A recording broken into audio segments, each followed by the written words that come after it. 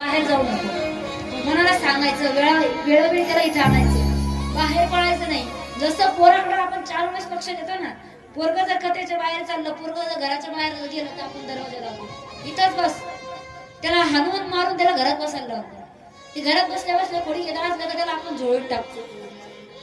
जोळीत बी झोपत नसलं तर मारून कुठून त्याला झोके देऊ देऊ देऊ देऊ करते, पलंगाला का त्याचं मुंडकं लागला ना, पण आपण त्याला झोके देतो. कशा करता? त्यानं झोपावं म्हणून.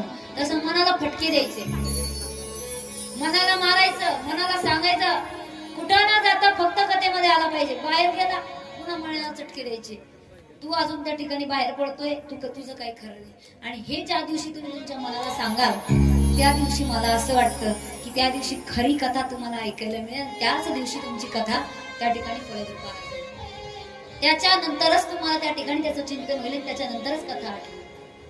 आपण एखादा अभ्यास करत असतो एखाद्या गोष्टीचा, तो अभ्यास आपल्या डोक्यात